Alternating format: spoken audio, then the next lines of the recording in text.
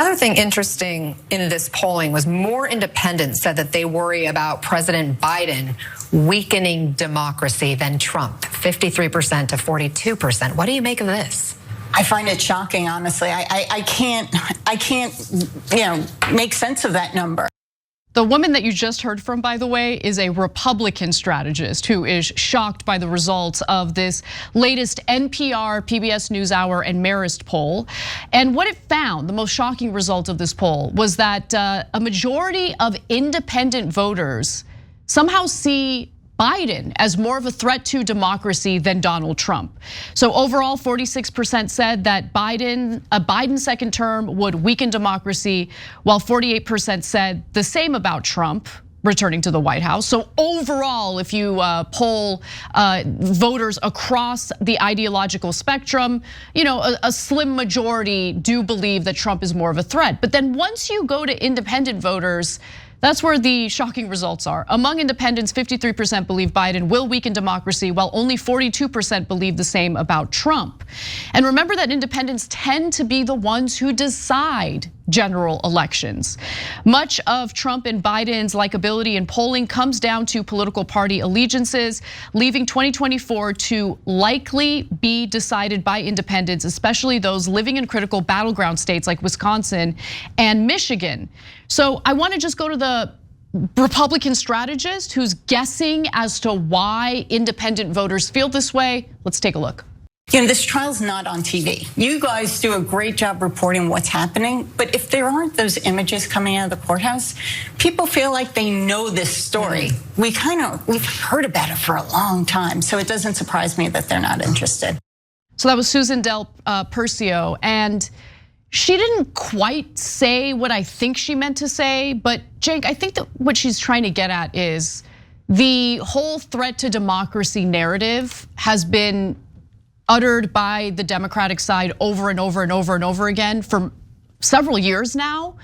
And I think it might have lost its impact on voters. Pausing here to deliver some honest truth as we do in our news coverage as well. TYT is facing challenges, guys, as the entire industry is. You know who could make the difference? You. If you hit the join button below, it's gonna make all the difference and keep us in business. We appreciate you, thank you. So there's a couple of reasons why I think it's happening. So number one, remember, a lot of Republicans, but also a ton of independents don't watch mainstream media anymore. And so mainstream media is basically saying right there, as you saw with your own eyes, like, I don't get it. We've been telling everybody that Trump's the bad guy. But now you guys tell us that Biden's a threat to democracy. We never even said that. Yeah, you didn't say that, but other people said it all over social media and all over other forms of media. And these knuckleheads are never gonna get that people aren't watching them to the degree that they used to be. So honestly, the average age of a cable news viewer is around 69 years old, almost 70. So some channels, some networks are above 70. So they think that the whole country's watching them. The whole country is not watching them. So it's gonna take them decades to get that through their thick heads. So in terms of why people might think that Biden's a bigger threat, there's a great number of reasons. There's the smallest one, which is that in the primaries, the Democrats kill democracy, and they did it again this time to benefit Biden. But that's not a story that I think got out that much. That's why I say I think it's the smallest one. But what do people hear? Well, everyone covers what Trump is saying, and everyone would cover what Biden is saying if he said it in an interesting way or a loud way. So what Trump says 24/7 is they are doing all these trials because they're trying to rig the elections against me. He says that 1 billion times. It drills into every American's head because one of the leading candidates, a very, very loud guy, says it so often. Biden, on the other hand, barely speaks. He can barely open his eyes, he can barely open his mouth. So he never has any agenda that he ever points out forcefully, right? So now there's a huge disparity between the two candidates.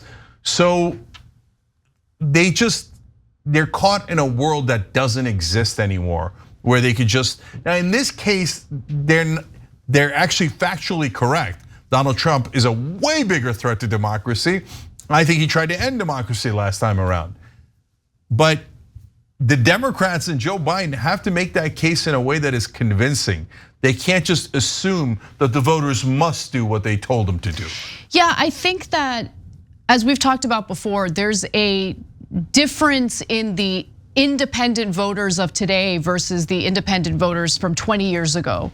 Back in the day, independent voters were referred to as the low information voters. That's not the case anymore. A lot of independents used to be partisan, but they decided to re-register as independents because they've been unhappy with both sides of the political aisle. And they're actually very much tuned in to what's going on in the country and what's going on in the realm of politics.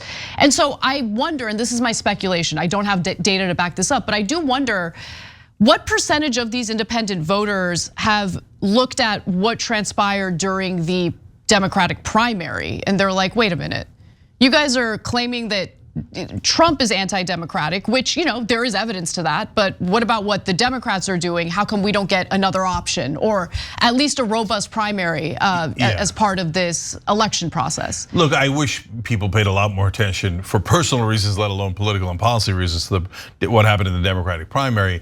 But as I said earlier, that's probably a small part of it. That didn't get a lot of news in almost any news in mainstream media, but also not a lot of news in social media and other forms of media, unfortunately, right? But guys, there's one other giant factor here, and this one I'm not so sure about either in terms of how much it affects people. Feels more subconscious, but maybe people are starting to, especially independents, think it consciously, which is the establishment hates democracy too. They serve their corporate donors, and so do we really have a democracy? Those donors pick who the candidate is every time. So that's probably, I doubt that people have got to a point where they're consciously thinking that, and they're thinking Biden is the more establishment candidate. The establishment loves money in politics, totally ruled by the donors, not really a democracy anymore. But subconsciously, yeah, Biden's the more establishment candidate and they hate the establishment. And that is the #1 defining quality of an independent these days. And the Democrats, just since they are the establishment, along with the corporate Republicans, they cannot get it through their head. They just think, no, I bet the people love the establishment. They don't, and that's what these numbers show with independents. Thanks for watching The Young Turks, really appreciate it. Another way to show support is through YouTube memberships. You'll get to interact with us more. There's live chat emojis, badges. You've got emojis of me, Anna, John, JR. So those are super fun. But you also get playback of our exclusive member-only shows and specials right after they air. So all of that, all you gotta do is click that join button right underneath the video. Thank you.